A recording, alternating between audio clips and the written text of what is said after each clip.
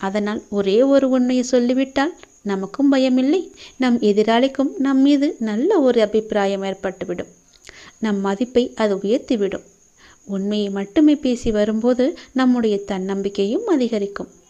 அதனால் தயக்கமின்றி ஏதுமின்றி உரக்கச் சொல். உண்மையை உரக்கச் சொல். பின்னால் வருவதை பார்த்து கொள்ளலாம். பொய்யை சொல்லி மாட்டிக்கொள்வதை விட உண்மையை சொல்லி ஒரு நாள் கஷ்டத்தை அனுபவித்து விடலாம். பிறகு நமக்கு எப்பொழுதுமே மகிழ்ச்சிதானே. நாம் பயந்து பயந்து வாழ வேண்டும் என்ற அவசியம் கிடையாதே. எல்லாவற்றிலும் துணிந்து நாம் இறங்கிவிட்டால் பிறகு ஏன் பயப்பட வேண்டும்? உண்மையை உரக்கச் சொன்னால் எதற்கு நாம் பயப்பட வேண்டும்? உண்மையை மட்டும் பேசினால் யாருக்கு நாம் பயப்பட வேண்டும்? உண்மையை உரக்கச் சொல்லுங்கள். உனக்கு மட்டுமே நீ பயப்படு. கடவுளுக்கு மட்டுமே பயப்படு. உன்னை படைத்த இறைவனுக்கு மட்டுமே நீ பயந்து வாழ். நிச்சயம் உனக்கு நன்மைகள் பல நடந்து கொண்டே இருக்கும். அன்பு குழந்தையே, தனிமைகள் கிடைப்பது என்பது அரிதானது. அப்படி தனிமைகள் உனக்கு கிடைத்தால் உங்களை நீங்களே தெரிந்து கொள்ளுங்கள். தவறுகள் நடப்பது அரிதானதுதான். உங்களை நீங்கள் திரித்து கொள்வதற்கான ஒரு வாய்ப்பு என்று அதை பயன்படுத்தி கொள்ளுங்கள். தொடர்ந்து முயற்சிப்பது என்பது எல்லோராலும் முடியாது, ஒரு சிலரை தவிர. அப்படி உங்களுக்கு முயற்சிகள் எடுப்பதற்கு நேரம் அமைந்தால் நிச்சயம் உங்களை முன்னேற்றி செல்ல அது என்று நீங்கள் பயன்படுத்தி கொள்ளுங்கள். எதிரிகள் கிடைப்பது உங்களை நீங்களே வளர்த்து கொள்ள என்பதற்கு தெரிந்து கொள்ளுங்கள். சூழ்ந்துள்ள துயரங்களையும் சூழ்ச்சிகளையும் எதிர்த்து அதை தகர்க்க செயல்பட்டால் அதற்கு பெயர்தான் உனக்கு உண்டான தைரியம். அது உனக்குள்ளே இருந்துவிட்டால் போதும். அதை மனதில் கொண்டு தைரியமுடைய ஆத்மாவாக எந்த சூழ்நிலையையும் எதிர்கொள்ளும் மன வலிமையும் நம்பிக்கையும் நீ வளர்த்துக்கொள். அதற்காக அந்த தைரியத்துடன் உன்னுள் இருக்கும் கோபம், விரக்தி, ஏமாற்றம் ஆகியவற்றால் உன் மனம் காட்டு தீய எண்ணங்களால் அதன் வழியே செல்லாமல் அதற்கு பிறகு எப்படி நடைபெறும் என்பதை பார்த்து பயந்து அதிலிருந்து நீ விலகிவிடு. அது உன்னை அழைத்துவிடும். நீ யாரையும் பழி வாங்க வேண்டிய அவசியம் இல்லை. அவருக்கு உரிய வினை பயனை அவர்களை நிச்சயம் போய் சேரும். நீ செய்யும் ஒவ்வொரு நல் காரியமும் எனக்கு தெரியாமல் நடக்கக்கூடாது. அதை போலவே நீ செய்யும் எந்த ஒரு விஷயத்தையும் நான் பார்த்து கொண்டுதான் இருக்கிறேன் என்பதை நீ புரிந்து கொள்ள வேண்டும். நீ செய்யும் ஒவ்வொரு காரியமும் எனக்கு தெரியாமல் நடந்தால் அதற்கு பிறகு உண்டான விளைவுகளை நீதான் சந்திக்க நேரிடும். எதையும் பொறுக்க முடியாமல் மனதில் தேவையற்ற கோணல் சிந்தனைகளை எப்போதுமே நீ அசை போட்டு கொண்டே இருக்கின்றாய். உன்னால் உன் லட்சியத்தை பற்றியும் உன் வளர்ச்சியை பற்றியும் நிச்சயம் சிந்திக்க முடியும். கவலைப்பட்டது போதும். இனி உன் வாழ்வில் பல அற்புதங்கள் நிகழ்வதற்கான காலகட்டத்தை நீ நெருங்கிவிட்டாய். அதுவரை சற்று பொறுமையாக இரு. எல்லாமே நல்லதாகவே நடக்கும். பல ஏமாற்றங்களால் நீ மனம் மருந்து கொண்டிருக்கின்றாய். வருந்தாதே. இந்த உலகத்தில் ஏமாறாதவர்கள் என்பது யாருமே இல்லை. ஏதோ ஒரு சூழ்நிலையில் யாரோ ஒருவர் இன்னொருவரை ஏமாற்றிக் கொண்டுதான் இருக்கின்றார்கள். எல்லாவற்றிற்கும் உனக்கு நிச்சயம் பதில் கிடைக்கும்.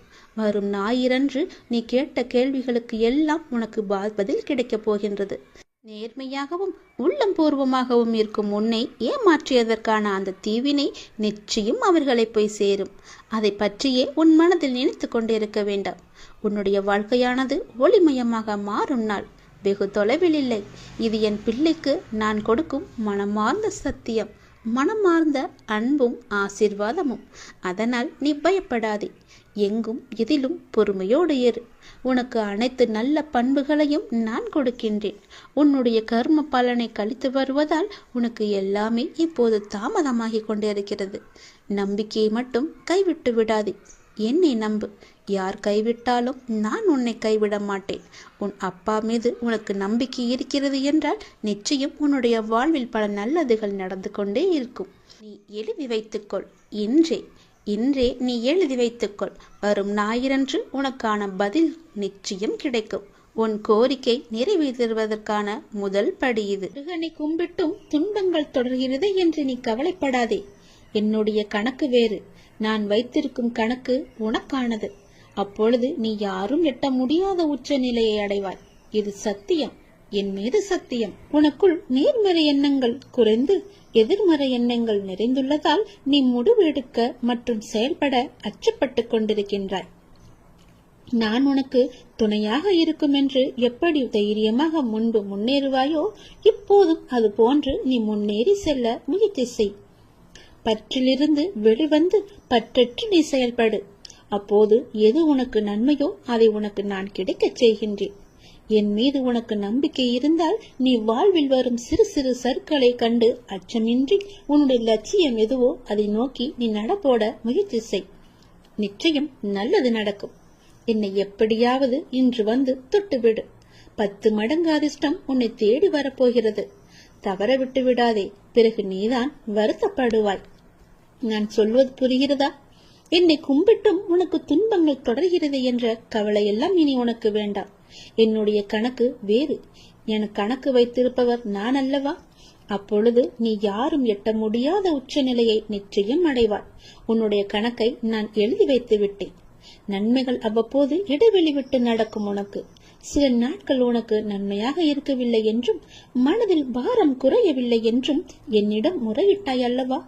அது மாறப்போகிறது. உன் முகத்தில் புன்னகை தாண்டவமாடப் போகிறது. நீ மீண்டும் புத்துயிர் பெற்றது போல எழுந்து வரப்போகின்றாய். அடுத்தடுத்து மீண்டும் எல்லா நன்மையாகவே நடக்கப் போகின்றது. ஆனாலும் நீ என் நாமத்தை கூறி ஜெபம் செய்து கொண்டே இரு. இடைவிடாது தொடர்ந்து கொண்டே இரு. அது உன்னுடைய நன்மையான நாட்களை அதிகரிக்கச் செய்யும். உன்னுடைய துக்க நாட்களை குறைக்கச் செய்யும். நான் சொல்வது புரிகிறதா? எல்லா நன்மைகளுமே உன்னை தேடி வந்து கொண்டு இருக்கிறது. எதை பற்றியும் இனி கவலைப்பட வேண்டிய அவசியமில்லை. நீயோ ஒரு குழப்பத்திலிருந்து உன்னுடைய மனமானது வெளிவருகின்றது. மீண்டும் வேறொரு குழப்பத்தில் சென்று மாட்டிக்கொள்கிறது.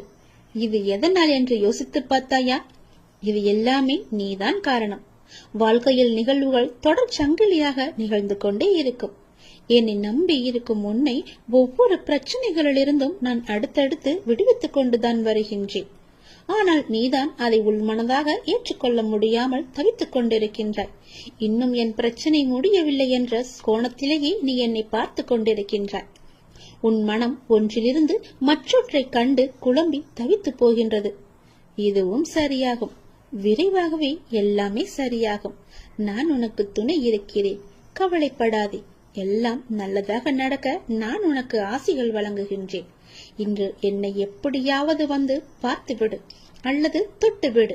10 மடங்கு அதிர்ஷ்டம் உன்னை தேடி வந்து கொண்டிருக்கிறது. தவறவிட்டு பிறகு வருத்தப்படக்கூடாது. உனது துயரங்கள் எல்லாமே விரைவிலேயே ஒரு முடிவுக்கு வரப்போகிறது.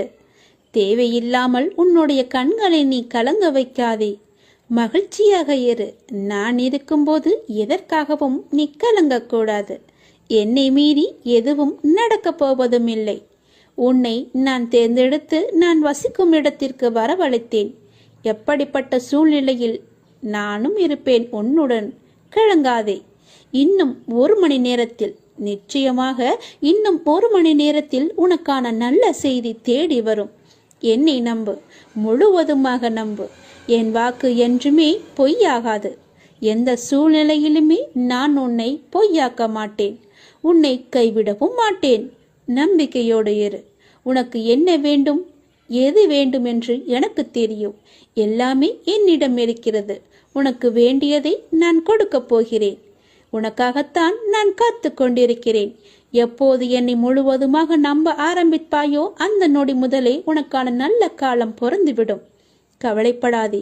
உனக்கு இப்போது மாயை என்ற வலை, கருமா என்ற துன்பம் உன்னை துரத்தி கொண்டிருக்கிறது. அதிலிருந்து விடுபடுவதற்காகத்தான் நீ என்னை நம்பு என்று சொல்கிறேன். நீ என்னை நம்பினால் உனக்கு நிச்சயமாக 1 மணி நேரத்தில் நல்ல செய்தி உன்னை தேடி தானாகவே வரும். உன்னை இன்று நான் வழிநடத்தி செல்லும் ஆசானாக நான் இருக்கிறேன். உனக்கான நித்தியப்படி வழங்க நான் சற்று தயங்கி யோசித்து நின்றால் உனக்கு என்னாகும்? என்ன நடந்திருக்கும்? சற்று யோசித்துப்பார். நீ கேட்டு நான் செய்ய வேண்டிய அவசியமில்லை. எந்த சூழ்நிலையிலும் நீ கடந்து வந்த பாதையை மட்டும் நீ மறக்காதே. நான் இருக்கிறேன் என நம்பு. கலங்காதே. உனது கண் முன்னால் நான் அமர்ந்து கொண்டிருக்கிறேன். உன்னுடைய செயல்களில் மாற்றத்தைக் கண்டு என்னை முழுமையாக ஏற்றுக்கொண்டு என்னை நீ காண துடிப்பாய். அப்போது நான் உன் கண் முன்னே தோன்றும் போது உன்னால் பேச முடியாமல் கண்களில் ஆனந்த கண்ணீர் வழிய நீ வாயடைத்து போய் நிற்பாய். உனது கிரகத்தில் நான் வாசம் செய்யும் போது எதற்குமே நீ கலங்காதே. நான் இருக்கிறேன். அனைத்திலும் இருந்து நான் உன்னை விடுவிப்பேன். நல்லதே நடக்கும் உனக்கு. உனக்கான எல்லா நல்லதுகளையுமே நான் நடக்க வைத்து உன்னை உயர்த்தி பார்க்க போகிறேன். உனக்கு வேண்டியதை செய்ய நான் இருக்கும்போது எவரிடத்திலும் போய் நீ நின்று கொண்டிருக்காதே. உனது தேவையை பூர்த்தி செய்ய யாசகம் பெற்று உனக்கு தருவதற்கு காத்திருக்கிறேன். நான் இருக்கிறேன் நிழலாக. என்றுமே உனக்காக. என் வார்த்தையை நம்பு, நம்பிக்கை வை. வாழ்வில் உனக்கான தேடல் நிச்சயம் கிடைக்கும். அதற்காக உன்னுடனே நான் துணை நிற்பேன். நீ எதற்குமே கலங்காதே. உன் தேடல் எதுவோ அதை நோக்கி நீ பயணப்பட்டு கொண்டே இரு. என் துணை நிச்சயமாக உனக்கு இருக்கும். உன் கண்ணில் வடியும் கண்ணீரை துடைக்க நானே வருவேன். நானே உனக்கு துணையாக இருப்பேன். நீங்கள் சற்று திரும்பி பாருங்கள். உங்களை கஷ்டப்படுத்திய நாட்கள் எல்லாம் கற்றுக் கொடுத்த நாட்கள் என்று உங்களுக்கே தெரிய வரும். அத்தகைய அனுபவங்களை சேகரித்து வையுங்கள். இனி வரும் நாட்களில் எச்சரிக்கையோடு செயல்பட அதுவே உங்களுக்கு உதவியாக இருக்கும். கவலைப்படுவதற்கு காரணங்களை தேடாமல் ஒவ்வொரு நிகழ்விலும் உள்ள யதார்த்தத்தை எண்ணி மகிழ்ச்சியாக இருக்க பழகி கொள்ளுங்கள். எந்த சூழ்நிலையிலும் முயற்சியை மட்டும் கைவிடாதீர்கள். விதியின் பயனில்லை என்றாலும் முயற்சியின் பலன் கட்டாயம் உண்டு. காலில் மிகச்சிறிய முள் குத்தி இருந்தால் கூட எவ்வாறு விரைவாக ஓட முடியாதோ அதே போல உங்கள் மனதில் சிறிய சிறிய பிரச்சனைகள் உங்கள் செயல்பாட்டு திறனை பாதித்தால் நீங்கள் பெரிய வாய்ப்புகளை உரிய தருணத்தில் சரியான முறையில் பயன்படுத்தி வெற்றி காண முடியாது.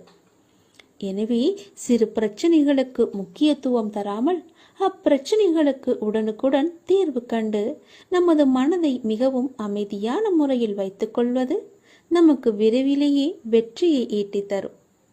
வாழ்க்கை முடிவற்ற சாத்தியங்கள் நிறைந்தது. நன்மைகளை அறுவடை செய்ய சரியான நேரத்தில் சரியானதை செய்யுங்கள்.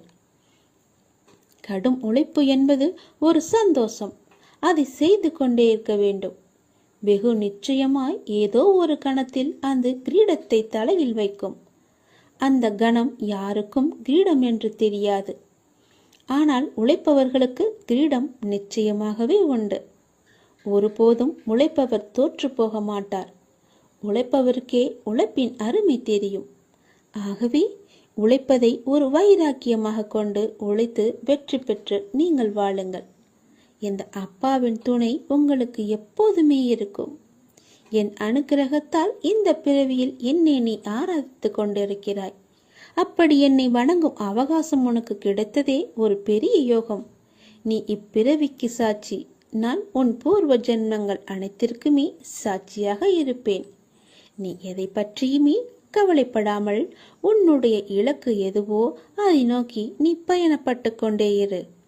உன் இலக்கில் எந்த ஒரு கெடுதலும் வராமல் எந்த ஒரு தடையும் வராமல் நான் பார்த்து கொள்கிறேன். என் துணை உனக்கு எப்போதுமே உண்டு. இந்த உலகம் என்பது எல்லோருக்குமே சமம்தான். யாரும் இங்கே அனாதைகள் அல்ல. யாரும் இங்கே உற்றார் உணர்வுகள் இல்லாத தனியாக விடப்பட்ட நபர் அல்ல. எல்லோருக்குமே எல்லாமே இருக்கின்றது. யாரும் எதுவும் இல்லாமல் இங்கே இருக்கவில்லை. அவர்களுக்கு துணையாக நான் இருக்கிறேன். இந்த உலகத்தில் உயர்ந்தவர் தாழ்ந்தவர் என்று யாருமே கிடையாது. யாரும் ஏழையும் அல்ல, யாரும் பணக்காரரும் அல்ல. யாரும் உயர்ந்த ஜாதியும் அல்ல, யாரும் தாழ்ந்த ஜாதியும் அல்ல. யாரும் யாரை விடவும் உயர்ந்தவர் என்றோ தாழ்ந்தவர் என்றோ மதிப்பு மிக்கவர் என்றோ அறிவானவர் என்றோ அழகானவர் என்றோ உங்களையும் நீங்கள் மற்றவர்களையும் நினைக்க வேண்டாம். இந்த பூமியில் ஒவ்வொரு மனிதர்களுமே சிறப்புக்குரியவர்தான். அனைவருமே தத்தம் துறைகளில் சிறப்பானவர்களே. வெட்ட வெளியில் உச்சி வெயிலில் வியர்வை சிந்த நிலத்தில் உழைத்து களைப்பவர்கள் ஆணாக இருக்கட்டும் பெண்ணாக இருக்கட்டும் யாவருக்குமே எல்லோருக்குமே உள்ளதை போல் சுயமரியாதை, கோபம், வலி, மகிழ்ச்சி, பசி, உறக்கம், இழிச்சொல்லின் வலி, புறக்கணிப்பின் வலி போன்ற தனிமனித உணர்ச்சிகள் அத்தனையும் அனைவருக்குமே உண்டு. அவர்களும் மனிதர்கள்தான். உண்மையில் உயர்ந்தவர் தாழ்ந்தவர் என்று யாருமே இல்லை. சில வாய்ப்புகள் தான் யார் இந்த பொழுதில் அவசியமானவர் என்பதை நமக்கு புரிய வைக்கிறது. அந்த புரிதலை உணர்ந்து கொள்பவர்கள் மனித நேயத்துடனே நடந்து கொள்வர். மனித நேயம் கொண்டவர்களாலேயே மக்களை திருப்திப்படுத்தும் சேவையை வழங்க முடியும். அவர்களே மரணித்தாலும் மனிதர்கள் மனங்களில் இடம் பிடித்து எப்போதும் அழியா புகழுடன் இருப்பார்கள். மனிதர்கள் யாராயினும் அவர்கள் அனைவருமே சமம்தான்.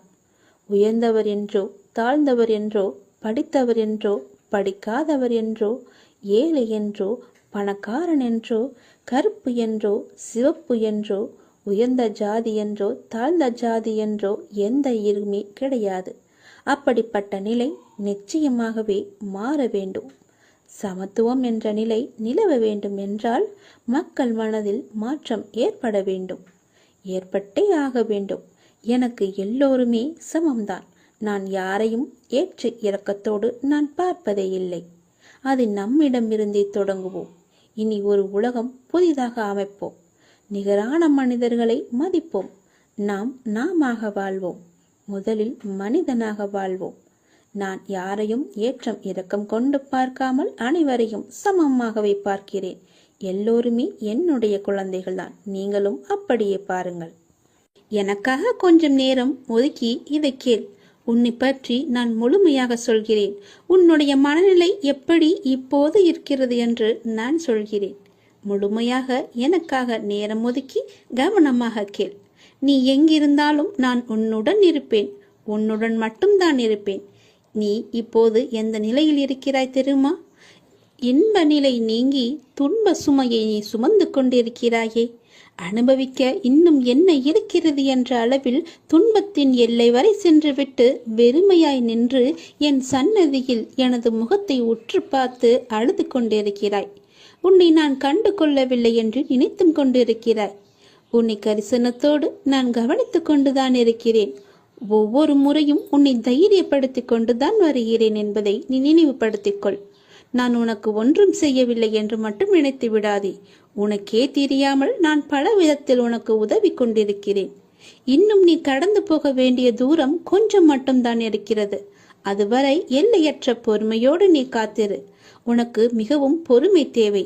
தீவிர நம்பிக்கையோடு உனது சுமையின் கணம் தெரியாமல் இருப்பதற்காக எனது நாமத்தை நீ உச்சரித்தபடியே இருக்க வேண்டும்.